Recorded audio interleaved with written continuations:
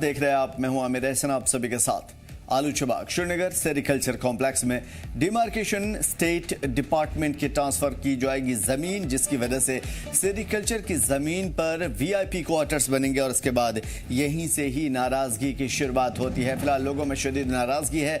Sericulture से जुड़े हुए हजारों परिवारों का रोजगार खतरे में बताया जा रहा है। स्टेक होल्डर्स ने सरकार से फौरी तवज्जो देने की अपील की है और फैसला वापस लेने को कहा है, नहीं तो सिविल सेक्रेटरीट के सामने एहतजाज करने की धमकी दी है। कश्मीर की सेरिकल्चर बिरादरी में उस वक्त बड़ी बेचैनी फैल गई जब सोमवार को रेवेन्यू डिपार्टमेंट के अफसरों ने श्रीनगर के आलूचीबाग सेरिकल्चर कॉम्प्लेक्स में जमीन की डिमार्केशन शुरू की।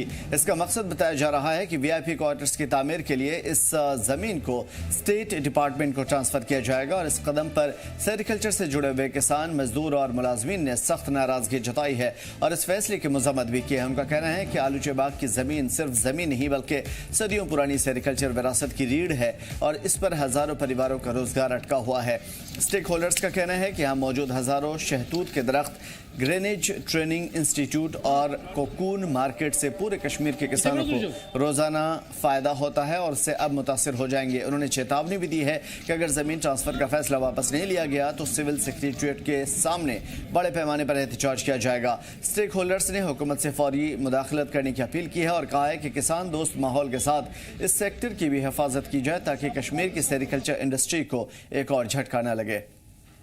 जो हमारे ऊपर इस वक्त हमारी ज़मीन के ऊपर हमला किया जाता है कि ये ज़मीन इनसे छीन ली जाए, मगर आप ये ज़मीन हमसे नहीं छीन रहे, हमसे हमारा रोज़गार छीन रहे हो। क्योंकि 30 सालों से हम इस ज़मीन को तैयार करके इधर से हम जो प्लांटेशन करते हैं, हम पूरे 50,000 पेड़ हम यहाँ से हर साल देते हैं और हमारे इधर जो हमारे शेड हैं वो है हमारे मतलब हम यहाँ पे मार्केट लगाते हैं, हमारा मार्केट ख़त्म हो रहा है। सबसे बड़ी बात है हम कैजुअलों का रोज़गार ख़त्म हो रहा है क्योंकि 12 महीने चलो हम अपने डायरेक्टर साहब की छत्र छाया के नीचे हम 12 महीने इधर काम करते हैं क्योंकि उन्होंने हमें बच्चे की तरह रखा है, मगर अब लगता है कि हमारा जो ये सिस्टम है ये सारा ख़त्म हो रहा है। क्योंकि सबसे बुरी बात यह है कि आप देखिए कितने लोग हैं हमारे किरमकाश हैं, 15,000 किरमकाश हमारा जो है जो इस पे निर्भर है, जिनको हम पत्ते काट के गाड़ियों में लोड करवा के देते हैं ताकि वो अपने आल का देख रेख कर सके।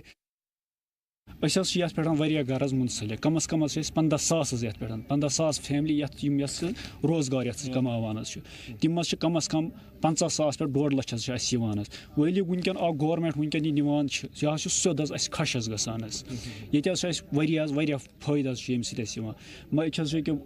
वनकन ग्रेनेज नो मर्डर ग्रेनेज ये हार्ड एंड ड्रायर अहन सर बूज यह गो नी बर्दाश्त कहें तिकाज यह सोद सैनिस अयालस खश गसान सर कम अज कम सर कम अज कम 15,000 सर 15,000 एबो सर बे सारे खुद यूथ वनकस ऑलमोस्ट सोर यूथ अथ लगान अगर न यह मजबूर सर ड्रग्स पकन खतर सर। और गांधरबल में आज झेलम दरिया में मरीन कमांडोज ने सर्च ऑपरेशन चलाया। यह कार्रवाई एक दिन पहले दरिया किनारे मुश्तबा इंसानी ढांचा मिलने के बाद शुरू हुआ। अफसरान के मुताबिक मार्कोस टीम सुईटैंग इलाके के गांधरबल पहुंची थी जहां पे अंडर वाटर सर्च कोऑर्डिनेशन के साथ शुरू हुआ और लोगों ने अप्रैल 2024 की नाव हादसे से इन ढांचों के ताल्लुक से खदशे का इजहार किया और खासतौर पर मखसूस मरीन फोर्स यहाँ पे तैनात की गई। इस हादसे में 8 लोगों की जान गई थी जिनमें स्कूल के बच्चे भी शामिल थे, जबकि एक शख्स शौकत अहमद शेख अब तक लापता है। उम्मीद जताई जा रही है कि शौकत अहमद शेख की लाश बरामद हो सकती है। अफसरान ने कहा है कि किसी भी बरामदगी के बाद फॉरेंसिक जांच की जाएगी और ऑपरेशन एसओपी के तहत जारी रहेगी ये जांच।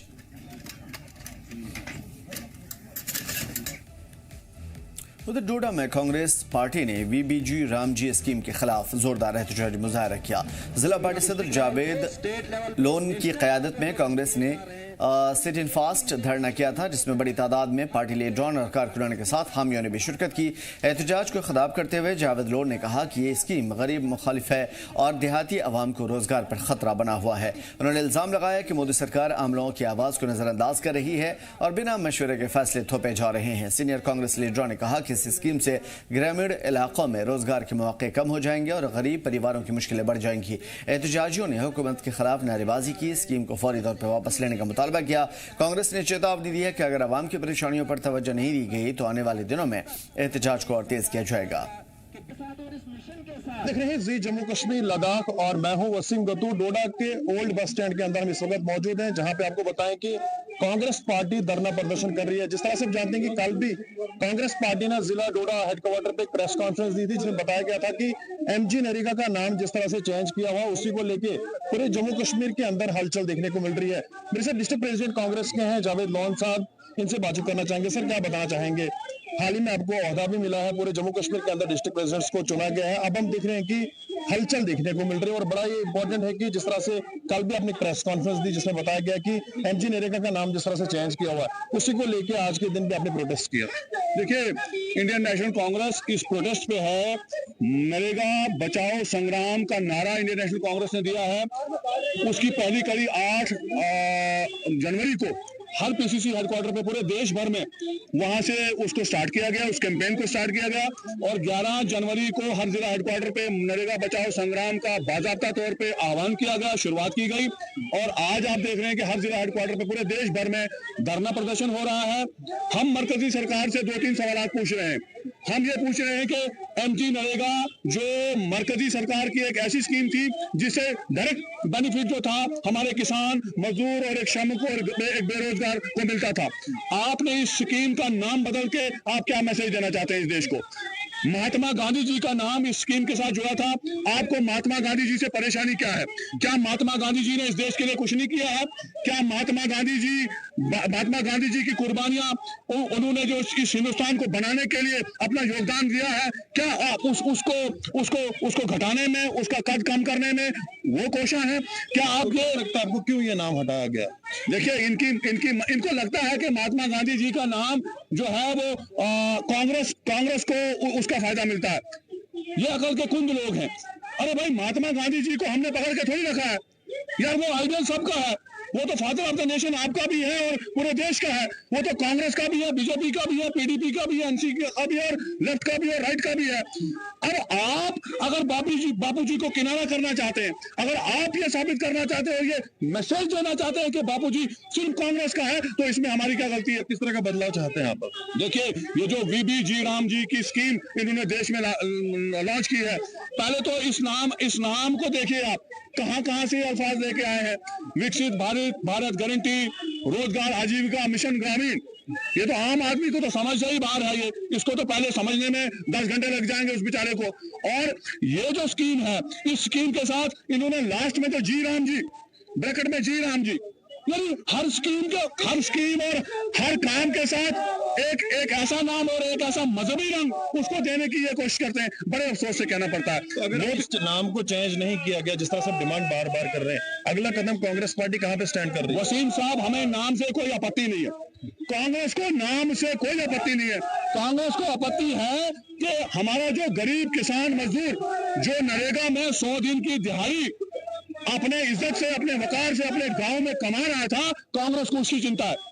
आप ये वीबी भी हटा दीजिए, आप सिर्फ राम जी स्कीम को रखिए, हमें कोई आपत्ति नहीं है। जावेद लोन को इससे कोई आपत्ति नहीं है, आप राम जी के नाम से स्कीम चलाइए, हमें कोई आपत्ति नहीं है। लेकिन रोजगार तो दो। आपने तो रोजगार छीनने का काम किया। आप कह रहे हैं कि पहले जो 90% फंड एलोकेशन सेंटर करता था, आज आप कह रहे हैं कि हम 60% देंगे। तो इससे क्या रोजगार बढ़ेगा? पहले जो 90% फंड एलोकेशन सेंटर से होता था, 10% स्टेट डालती थी, तब भी सिर्फ 20-25% लोगों को हम 100 दिन का रोजगार दे पाते थे स्कीम में। क्या मैसेज देना चाहेंगे सब लोगों का? मैसेज यही है कि ये जो किसान विरोधी, मजदूर विरोधी और हमारा जो नागरिक विरोधी, ये जो सरकार मरकज में बैठी है, जो तानाशाही इन्होंने मरकज में चलाई हुई है, इंडियन नेशनल कांग्रेस सड़क से लेकर सदन तक इसके खिलाफ लड़ेगी। पहले भी लड़ी है, आज भी लड़ेगी।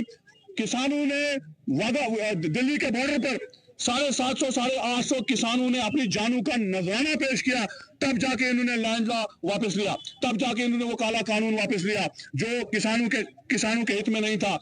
आज एमजी नरेगा के साथ छेड़खानी करने की उन्होंने कोशिश की है और कांग्रेस पूरे देश भर में ये आंदोलन चलाएगी और मरकजी सरकार को ये चेताएगी, अगर नरेगा के जरिए, एमजी नरेगा के जरिए हमारे मजदूर, किसान और हमारे बेरोजगार नौजवान और हाउस होल्ड को अगर उसको रोजगार जो आप 125 दिन मिल रहे हैं, अगर वो 125 दिन रोजगार नहीं मिला तो ये सरकार ज्यादा देर जो है वो मरकज में नहीं टिकेगी। आप देखेंगे कि ये घुटनों के बल गिरेंगे और इस देश के नागरिक के सामने इस सरकार को झुकना पड़ेगा। बहुत बहुत शुक्रिया वक्त देने के लिए। तो साफ तौर पे देखा आपने एमजी नरेगा का नाम जिस तरह से चेंज किया हुआ, उसी को लेके आपने देखा कि पूरे जम्मू कश्मीर के अंदर हलचल इस वक्त देखने को मिल रही है। मैं डोडा के ओल्ड बस स्टैंड के अंदर हूं, जहां पे आप देख सकते हैं कि लोगों की तादाद यानी कि कांग्रेस पार्टी के साथ जो भी लोग जुड़े हैं वो इस वक्त धरना प्रदर्शन जरूर कर रहे हैं और सरकार से अपील कर रहे हैं कि इस नाम को दुरुस्त किया जाए। देखना होगा कि सरकार क्या फैसला लेती है। जी जम्मू कश्मीर लद्दाख के लिए वसीम गत्तू, डोडा।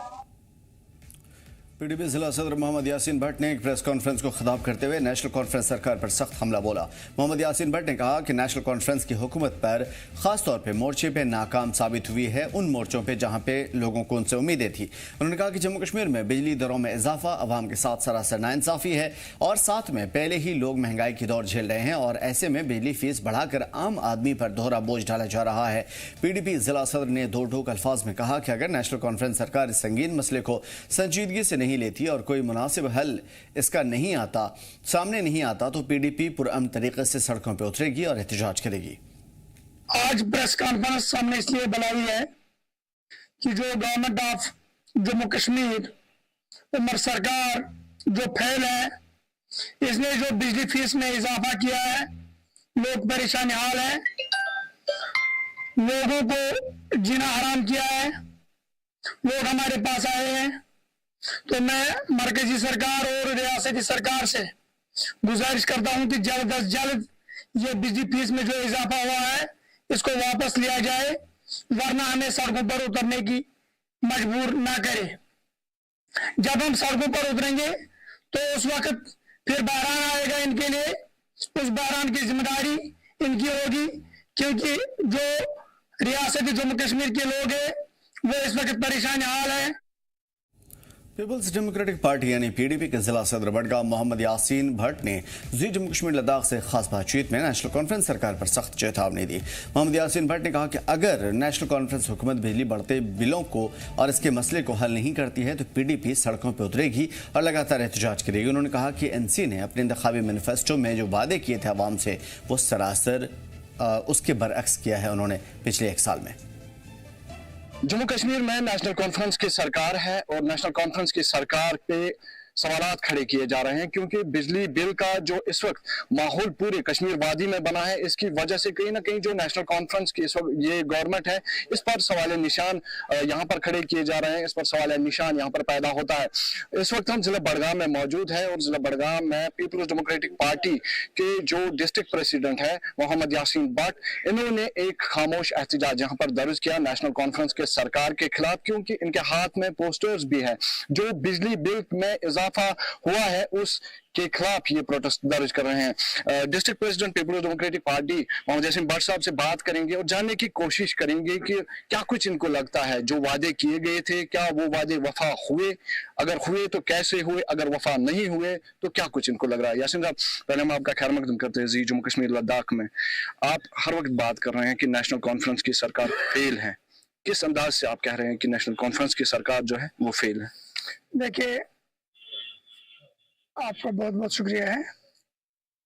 एक्चुअली बात यह है कि नेशनल कॉन्फ्रेंस ने इलेक्शन मैनिफेस्टो जो बनाया है वो मैनिफेस्टो बिल्कुल फेल हो गया है। नेशनल कॉन्फ्रेंस ने इलेक्शन के दौरान कहा कि हम स्मार्ट मीटर उसको खत्म करेंगे, बिजली बिल को हम बिल्कुल डाउन करेंगे, ये जो राशन कार्ड है उस पर हम बात करेंगे, 1 लाख लोग नौकरी लगाएंगे, 200 यूनिट बिजली हम लगाएंगे। बहुत वादे नेशनल कॉन्फ्रेंस ने किया है, लेकिन जब गवर्नमेंट आई तो गवर्नमेंट आने के बाद नेशनल कॉन्फ्रेंस ने कहा कि भाई स्मार्ट मीटर लगाना है। उसके बाद उन्होंने कहा कि भाई 200 यूनिट नहीं लगेंगे। नेशनल कॉन्फ्रेंस के जो भी मैनिफेस्टो है वो बिल्कुल फेल है। नेशनल कॉन्फ्रेंस की जो उम्र सरकार है ये बिल्कुल झूठा है, ये बिल्कुल फेल है, इनका फेलियर है, हर सतह पर इनका फेलियर है। हम बात करेंगे क्योंकि चाडोरा में आप रहते हैं, चाडोरा की रहनुमाई आप कर रहे हैं पीपल्स डेमोक्रेटिक पार्टी की तरफ से। यहाँ पर आपके साथ जो लोग वाबस्ता है या जुड़े हुए लोग हैं, तो किस अंदाज के मुश्किलात उनको इन बिल से पेश आ रहे हैं इस वक्त? हर अंदाज से उनको मुश्किलात पेश आ रहा है। आप देखिए, आज 3000 के करीब करीब बिल आ रहे हैं। एक जो गरीब आदमी है जिसके पास सिर्फ 3000 रुपए मंथली इनकम है, वो क्या करेगा? ये उमर सरकार को देखना है। उसने कहा मेरा आंटी जो है वो भी फीस भर रहा है तो आप भी फीस भरो। उसके आंटी और गरीब का तो देखना है ना, फर्क क्या है। हर हाल में परेशान है बेचारे। वही अगर हम नेशनल कॉन्फ्रेंस की बात करते हैं, वो कह रहे हैं कि अभी हमें 1 साल या 13 महीने ही हुए गवर्नमेंट को पकड़े हुए, यानी कि सरकार संभाले हुए, लेकिन उनका ये कहना है कि पीपल्स डेमोक्रेटिक पार्टी और मजीद जो पार्टीज है या लीडर्स हैं वो हमें काम करने नहीं देते, खाली टिप्पणी करते हैं। कैसे देखते हैं आप उसको? देखिए, मैंने 1.5 साल के बाद आज मुंह खोला है। चाडोरा में अली मोहम्मद डार साहब हमारा MLA, 1.5 साल के लिए हमने उसको जगह दिया है। आप देखिए 1.5 साल में उसने क्या किया है। एक पुल हमारे टाउन में है, ये डैमेज हो गया, 2 महीने हो गए आज, कोई काम उस पर नहीं लगा है। जबकि इसके पास CDF है, ये CDF भी नहीं लगा सकता है, सिर्फ दौरा करता है। तो आज के बाद हम सड़कों पर आएंगे, अगर ये काम नहीं करेंगे फिर हम सड़कों पर फैसला करेंगे, क्योंकि हमने वोट लिया है लोगों से। मैंने 16,000 वोट लिया लोगों से। अगर आज के बाद काम नहीं होगा और जो इन्होंने बिलों में बढ़ा इजाफा किया है, अगर वो वापस नहीं होगा तो हम सड़कों पर आएंगे, हम सड़कों पर फैसला करेंगे। बट साहब, आखिर में आपसे जानना चाहेंगे, नेशनल कॉन्फ्रेंस ये कह रही है कि पीपल्स डेमोक्रेटिक पार्टी उस वक्त का जवाब दे जब पीपल्स डेमोक्रेटिक पार्टी की हुकूमत थी। इन्होंने उस वक्त क्या किया? तो क्या किया पीपल्स डेमोक्रेटिक पार्टी ने जो आप कह सकते हैं कि हम नेशनल कॉन्फ्रेंस से आगे हैं? देखिए, जब महबूबा जी चीफ मिनिस्टर थे तो यहाँ तहस नहस हुआ था। उस वक्त 11,000 स्टूडेंट पेल्टर्स का हमने PSA वापस लिया है। वो पुलिस रजौरी में रेप हुआ था हमारे एक बच्ची के साथ। 2 cabinet minister Bharatiya Janata party के ड्राफ्ट किया है महबूबा जी ने, ये करके दिखाए कुछ। तो आपको लगता है कि नेशनल कॉन्फ्रेंस और पीपल्स डेमोक्रेटिक पार्टी के बीच में काम करने के लिहाज से कोई कंपैरिजन नहीं है? PDP आगे है, आपका ये कहना है? हर लिहाज से आगे है। तो नेशनल कॉन्फ्रेंस को क्या कुछ करना चाहिए? नेशनल कॉन्फ्रेंस को करना चाहिए। आप देखिए, ये जो पावर का मामला है, इसमें क्या देखना है इसको? चीफ मिनिस्टर उमर अब्दुल्ला है, ये इसके अपने हाथ में, इसको डाउन करना चाहिए था। आप देखो इसने कहाँ चढ़ा है इसको। ये तो मरकजी गवर्नमेंट के हाथ में नहीं है, उमर अब्दुल्ला के हाथ में है। तो आपको लगता है कि इस वक्त जो जम्मू कश्मीर की सियासत के हालात हैं, जो मनाजिर हमें देखने को मिलते हैं, आने वाले जो इंतखाबात होंगे उसमें नेशनल कॉन्फ्रेंस आपको कहाँ पर दिखती है? देखिए, इलेक्शन की बात इलेक्शन में होगा। फिलहाल हम बात करेंगे बिजली बिल की, राशन कार्ड्स की। आज के डेट में जो सूरत हाल है, ये हर सतह पर फेल है, अवामी सतह पर फेल है। लोगों के हालात जो है वो परेशान हाल है, लोग परेशान हैं। मैं चाहता हूं, मैं इनसे मोतबारा गुजारिश करता हूं कि जल्द से जल्द ये जो बिजली फीस में इजाफा इन्होंने किया इसको ये डाउन करे, ताकि लोग परेशानी से निजात पाए। शुक्रिया हमारे साथ बात करने के लिए। जल्द से जल्द जो है बिजली बिल्स की तरफ तवज्जो दी जाए और फी को कम किया जाए, ताकि लोगों के जो मुश्किलात है वो कम हो जाए। ये डिस्ट्रिक्ट प्रेसिडेंट पीपल्स डेमोक्रेटिक पार्टी का कहना है। और इन्होंने मजीद कहा कि नेशनल कॉन्फ्रेंस जो है वो हर मुखाज पे फेल है, वो हर ग्राउंड में फेल है। कोई भी वादा वफा नहीं हुआ। मैनिफेस्टो में जो चीजें लिखी गई थी, जो चीजें लोगों को बताई गई थी, जिस चीज पर लोगों से वोट लिया गया था, वो चीजें जो है बातों की बातें रही, कोई भी चीज ग्राउंड पे इंप्लीमेंट नहीं हुई। जिला बड़गाम से मैं जम्मू कश्मीर लद्दाख के लिए नूरुल। तो यूटी लद्दाख का सबसे मुनफरद और मशहूर खेल आइस हॉकी, जिसे यूटी लद्दाख का स्टेट गेम का दर्जा भी मिला है, आज एक बार फिर से सुर्खियों में। वजह है, गौरतलब यह है कि इसके पहले लद्दाख के सबसे साबिक LG BD मिश्रा ने आइस हॉकी को लद्दाख का स्टेट गेम ऐलान किया था। आज 5वें LG cup ice hockey championship का अफ्ताह CEC Lahaul and Spiti development council यानी कि LAHDC करगिल डॉक्टर जाफर खून ने किया। इस मौके पर यूटी लद्दाख के चीफ सेक्रेटरी आशीष कुंद्रा बतौर मेहमान खुसूसी यहाँ पे मौजूद रहे और इफ्तिताही तकरीब के दौरान LAHDC करगिल के तमाम कौंसला और जिला इंतजामिया के आला अफसरान, खेल से जुड़े हुए अहम शख्सियात शामिल रहे। इस आइस हॉकी चैंपियनशिप में कुल 15 टीमें हिस्सा ले रही हैं। 10 मेल और 5 फीमेल टीमें होंगी। ये चैंपियनशिप 12 जनवरी से लेकर के 16 जनवरी तक जारी रहेंगी। लेकिन आज चैंपियनशिप का पहला बॉयज मैच इंडियन आर्मी और द्रास की टीमों के दरमियान खेला गया था, जिसमें इंडियन आर्मी की टीम ने शानदार मुजाहरा करते हुए 6 गोल दागे और टूर्नामेंट का पहला मैच अपने नाम किया। आइस हॉकी के इस आयोजन से लद्दाख में खेलों को नई पहचान मिल रही है और नौजवानों में खेल के लिए जोश और जज्बा बढ़ रहा है। हैंडीक्राफ्ट डिपार्टमेंट कारगिल से बिलोंग करती हूँ। आज यहाँ पे हमने अपने स्टॉल्स को लगाया हुआ है अपने प्रोडक्ट को शोकेस करने के लिए, क्योंकि हमारा जो जितना भी प्रोडक्ट है यहाँ पे सारे जो है हैंडमेड है। तो हमने अपने हर एक चीज़ को, जैसे कि हमारा हैंडमेड पप्पू है, थंका पेंटिंग्स है, हैंड एम्ब्रॉयडरी है, कारपेट है, कंबल है, सबको हमने शोकेस किया हुआ है। किस टीम के लिए खेल रहे हो? रेड करगिल लद्दाख के। अच्छा, कैसा लग रहा है जैसे कि 5th एलजी कप की शुरुआत यहाँ पे हो चुकी है? लग तो बहुत अच्छा लग रहा है, पर थोड़ा नर्वस भी हूँ, क्योंकि इस साल मतलब यही पूरा मिक्स टीम हो के अलग अलग वो निकाला है, तो थोड़े नर्वस हूँ। पर कोई नहीं, जो जीतेगा अच्छा ही होगा, जो हारेगा उसको भी अच्छा ही होगा। पर देखते हैं कौन जीतता है, पर मज़ा आएगा। जहाँ तक मैंने खेला है एलजी कप को लेकर फैसिलिटीज़ क्या क्या रखी गई है खास? फैसिलिटीज़ तो इतना तो पता नहीं, जहाँ तक देखा अच्छा है, मतलब इतना पता नहीं है मुझे। यहाँ अच्छा ही है, पिछले साल से तो बेहतर ही है। देखिए, एलजी की तरफ से वैसे भी हम हर फील्ड में स्पोर्ट्स के, खासकर जो हमारे करगिल पार्ट ऑफ लद्दाख में जो ज़्यादा सूट करते हैं, जैसे आइस हॉकी है, आपका आर्चरी है, बाकी स्केटिंग है आपका, और जो भी खेल जो हमारे बच्चों में ज़्यादा इंटरेस्ट है, आपका क्रिकेट हो, हॉकी, बाकी इन सब में हम इन्वेस्ट कर रहे हैं। और आप शायद आप देखेंगे हमारे हर डिस्ट्रिक्ट के हर ब्लॉक में कुछ ना कुछ, जैसे वॉलीबॉल का हो, फुटबॉल का हो, सबका बहुत सारे जगहों पे हम एस्ट्रोट्रैप बनाए हैं। यहाँ आपने देखा आइस हॉकी, हमारा ये रिंग है तैयार, वो मैकनाइज्ड रिंग वाला इस साल शायद इंशाल्लाह मैकनाइज्ड वाला वो शुरू हो जाएंगे। और साय के स्पोर्ट अथॉरिटी ऑफ इंडिया के लिए हमने 500 कनाल ज़मीन दिया, उसमें सेंटर ऑफ एक्सलेंस जो स्पोर्ट्स के है, उसमें हम कोशिश कर रहे हैं कि इस साल वो भी आ जाए, जिसमें बहुत सारे स्पोर्ट्स हमारे बच्चों को जिसमें फ़ायदा मिले।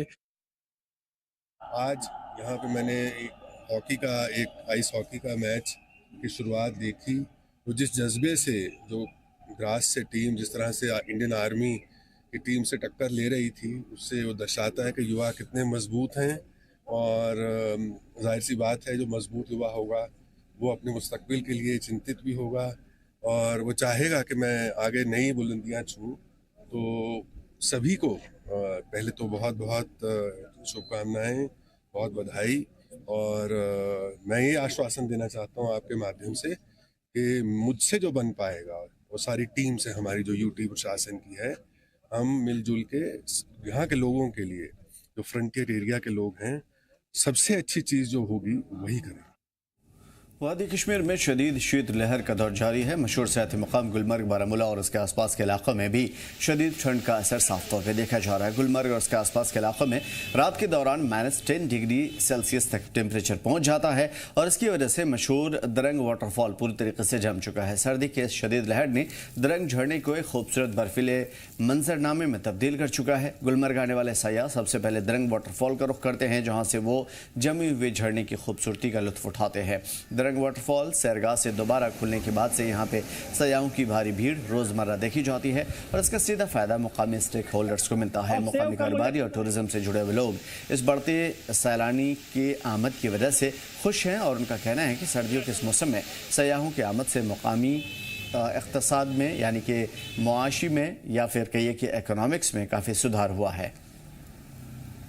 इस वक्त हम मौजूद है बारामूला के मशहूर सेहत अफजा मुकाम द्रंग वाटरफॉल में। तो लगातार माइनस टेम्परेचर की वजह से जो द्रंग वाटरफॉल है पूरी तरीके से जमा हुआ है और लगातार यहाँ पर जो सैलानियों का रश वो बढ़ता हुआ नजर आ रहा है। आप देख सकते हैं मेरे पीछे कितने खूबसूरत नज़ारे हैं और लगातार जो माइनस टेम्परेचर से द्रंग वाटरफॉल है पूरा बर्फ में तब्दील हुआ है और लगातार जितने भी सैलानी गुलमर्ग का रुख कर रहे हैं वो द्रंग वाटरफॉल के नज़ारे भी लेने आ रहे हैं। तो हमारे साथ यहाँ पर कुछ सयाह मौजूद है, इनसे हम बात करेंगे कि कैसा लगा इनको यहाँ पर द्रंग वाटरफॉल आके।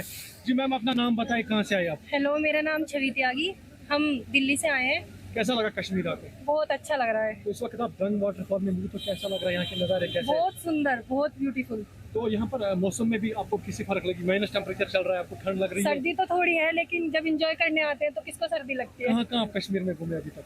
अभी हम कहाँ से घूम के आ रहे हैं, श्रीनगर घूम के आए हैं, गुलमर्ग जा रहे हैं। हाँ जी, और डल लेक घूमे हैं। तो कैसे लगे यहाँ पर कश्मीर के लोग? बहुत अच्छा। तो क्या मैसेज रहेगी यहाँ देशवासियों के लिए? बाकी मैसेज दोगे यहाँ से? ये देंगे कि ऐसा जैसा भी है सही रहे, सब लोग ऐसे ही रहे। हम पहली बार आए हैं। जी मैम, आप अपना नाम बताएंगे, कहाँ से आए आप? मेरा नाम सपना त्यागी, आई एम फ्रॉम दिल्ली। कैसा लगा कश्मीर? कश्मीर बहुत वाकई में बहुत सुंदर है, जन्नत है, जैसा सुना था वैसा ही है। तो क्या मैसेज रहेगी अपने दोस्तों को यहाँ से कश्मीर के बारे में? कश्मीर अच्छा है, यहाँ के लोग भी अच्छे हैं और सबको आना चाहिए, एक बार आना चाहिए यहाँ पे और देखनी चाहिए यहाँ पे वो कितनी सुंदर सुंदर चीजें हैं। मैं मतलब हाँ प्यार हो गया। रंग वाटरफॉल में आपके माइनस टेम्परेचर चल रहा है, कैसा लग रहा है? जी बहुत ठंड है, बहुत ठंड है, ऐसी ठंड नहीं देखी हमने। एंजॉय कर रहे हो यहाँ पे? जी जी जी। Thank you. अमित है, मैं फरीदाबाद हरियाणा से हूँ। तो कैसा लगा यहाँ पर? यहाँ जन्नत है, इसके बारे में कुछ बोलने की वैसे किसी को जरूरत नहीं है। All good, looking very very palace जगह है ये, बहुत अच्छी सुंदर जगह है। कहाँ कहाँ घूमे कश्मीर? अभी हम आए हैं, अभी सब फर्स्ट पैलेस यही है, पहली बार यहीं पे आए हैं। अभी गुलमर्ग जाएंगे, फिर सोनमर्ग जाएंगे और फिर किरण वैली का भी प्लान है। तो कश्मीर आए आपके, यहाँ के लोग कैसे लगे, यहाँ का माहौल कैसा लगा? बहुत अच्छे लोग हैं, बहुत प्यारे लोग हैं, सपोर्टिव हैं। सबसे पहले तो क्या मैसेज रहेगी देशवासियों? मैसेज अपने देशवासियों के साथ मैसेज है, आओ यहाँ पे घूमो फिरो, अच्छी अच्छी जगह है, अच्छे अच्छे लोगों से मिलो, बहुत अच्छे अच्छे लोग हैं यहाँ पे हमारे। नाम बताओ, कहाँ से आए आप? मैं राजस्थान अजमेर ज़िले से आया हूँ। मैं खुद मीडिया का एक चैनल चलाता हूँ, न्यूज़पेपर है मेरा। आज हम पूरे ग्रुप कश्मीर घूमने आए हैं। कश्मीर में गुलमर्ग, सोनमर्ग, जितने भी टूरिज्म सिटी देखी है हमने, बहुत अच्छा लगा। और सबसे बड़ी बात है यहाँ का टेम्परेचर -10 डिग्री चल रहा है। सैलानियों को देख के हमें खुद को मज़ा आ रहा है कि एक फील जो है, अनुभूति हो रही है कि स्वर्ग में आए हुए हैं हम। कश्मीर वाकई में ही इंडिया का ताज है। जिस तरह से एक राजा या महाराजा के सर पे ताज रहता है, उसी तरह भारत का ताज कश्मीर है, इसमें कोई दो राय नहीं है। डंग वाटरफॉल आप आए, पूरा जमा हुआ है, कैसा लगा इसको? ये डंग वाटर पार्क ऐसा लग रहा है प्योर और नेचुरल है।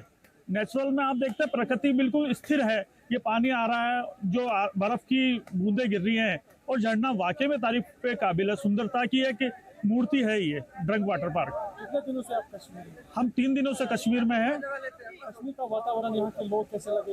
यहाँ के लोग काफ़ी कोऑपरेटिव हैं, एक दूसरे की मदद करते हैं। जो बाहर से आए हैं टूरिज्म, उनको पूरा सही राय देते हैं। और सबसे बड़ी बात है इनका नेचर, प्यार से बोलना और व्यवहार समझना। तो यहाँ पर कुछ आए सयाहों से हमने बात की, तो इनका कहना है कि काफ़ी सुंदर है कश्मीर और द्रंग वाटरफॉल में आके हमें बहुत अच्छा लगा, क्योंकि द्रंग वाटरफॉल जो है बिल्कुल माइनस टेम्परेचर वजह से जम गया है और लगातार सैलानी जो है वो द्रंग वाटरफॉल की तरफ रुक रहे हैं। जितने भी सैलानी गुलमर्ग आ रहे हैं, एक बार द्रंग वाटरफॉल पे आ रहे हैं और इन हसीन नज़ारों को अपने कैमरा में कैद कर रहे हैं। बने रहिए जी जम्मू कश्मीर लद्दाख के साथ में आपका मेज़बान गौहर मलिक।